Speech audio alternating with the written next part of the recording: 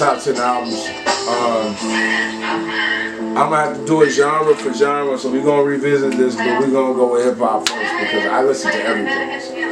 And I could name other albums, but there's so many hip hop albums I can give you a solid 10. Yeah. Reasonable Doubt. Reasonable Doubt by Jay-Z might be the best album. Probably one of the best albums I've ever heard. I'm not gonna say it's number one. I'm not gonna give any of these 10 a number because it's interchangeable. And any fan of music, you know that. Like, depending on what mood you in, different albums resonate different with you at different times. But there's some albums that no matter when you put them on, it hits like, oh. Reasonable Doubt's one of those albums for me. I remember buying it when it came out the store, ripping it out of the plastic. Already kind of knowing what he was on because I had heard the Dead President single and In My Lifetime. But being blown away by the production and the fact for the first time I felt like, okay, I hear somebody talking about the drug game, but they're doing it in the most intelligent way I've ever heard. A lot of the stuff that Jay-Z's rapping on that makes you have to go grab a dictionary.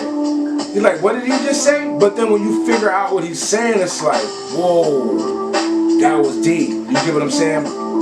He had bars like, we used to fight for building blocks. Now we fight for blocks with buildings and make a killing. The closest of friends, when we first started, but grew apart as the money grew, and soon grew black-hearted. Thinking back when we first learned to use rubbers, he never learned, so in turn, I'm kidnapping his baby's mother. My hand around her collar, feeding her cheese. She said the taste of dollars was shitty, so I fed her 50s. About his whereabouts, I wasn't convinced. I kept feeding her money till the shit started to make sense. Come on, man. Come on, man. That boy Jay was on another level, and he was already living the luxurious lifestyle that a lot of other rappers try to portray or actually chasing. He was already living it, so it hit different. The next one would probably be, I'm gonna say There's a Dark Side. There's a Dark Side by Redman. I haven't listened to that album in a long time, but I feel like it was a very, very trivial part of me being an artist in the first place. Take you back to 8th grade. My grandfather, sorry grandpa, sent me a gospel tape. And I remember taking some napkins and putting a little top, or putting it at the top of the tapes. Y'all know, if you're back in the day, if you recorded on the tapes, you know what it is. But I put it at the top and I recorded There's a Dark Side by Redman. I got the tape from my brother.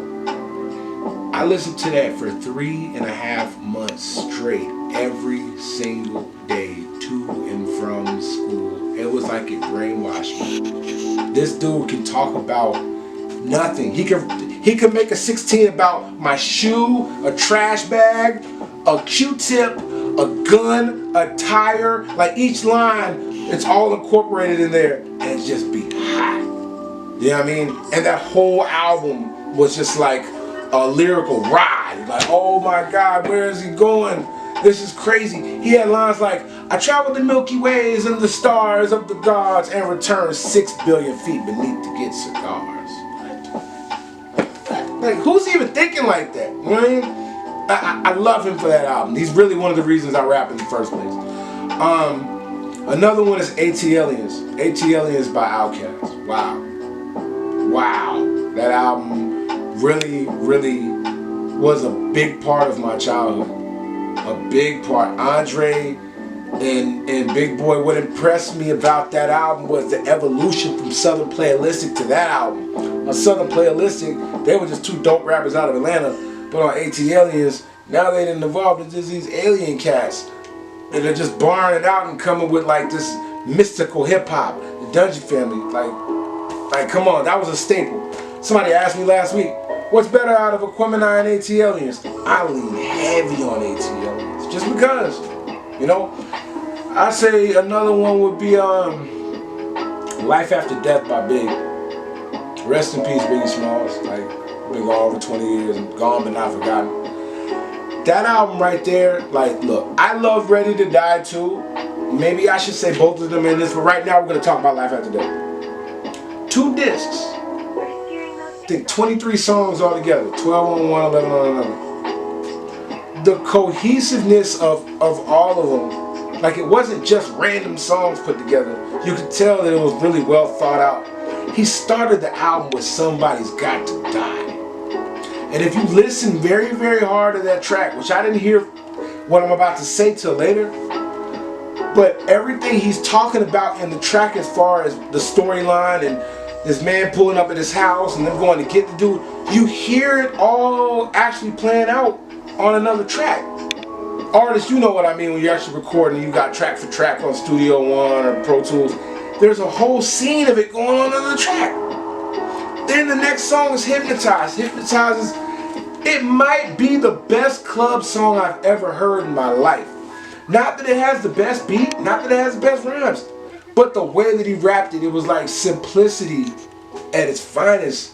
And he has like a little swing with his flow. I put hoes in NY on the DKNY. Miami, DC, Fur, and Flachi. All Philly hoes know it's Moschino. Every cutie with a booty bought a Coogee. Now I'm the real dookie. Meaning, who's really the shit? Come on, man. That boy Biggie. The whole album was just phenomenal. Kick in the door when he was taking shots at Nas, and I did not know this till years later.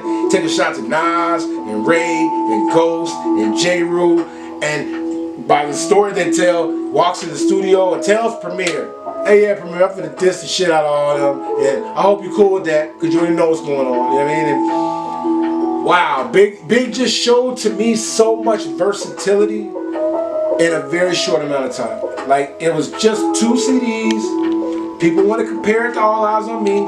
An amazing CD. But we'll get to Tupac after Big. No, I really think that Life After Death was a better project. The next one would be, I'm going to say Good Kid, Mad City. Now, a lot of people listening to this are probably like, well, damn, that album hasn't been out too long. How can that be one of your favorites?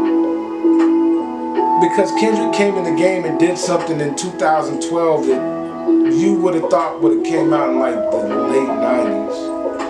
It was a very, very, very well put together conceptual project. Conceptual. It was like watching a movie. You could smoke a blunt and just shut your eyes and you can see everything that he's saying the whole time. His mama's van, his dad hitting him talking about dominoes.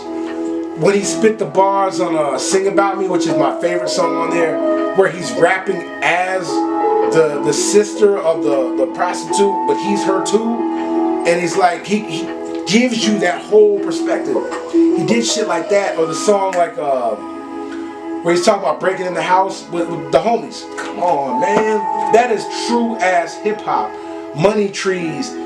And I feel like he had the strategic singles on there, but it was more about a good body of work. And yeah, that's definitely in my top 10. The Marshall Mathers LP. Wow. I actually listened to that whole CD not too long ago. The Slim Shady LP was amazing. It was. But there was something different and special about the Marshall Mathers LP. Like, M had just reached this new level of fame, and I think a lot of people were watching like, alright, is this just some fluke shit? Or is he going to be able to, you know, match what he just did or top it?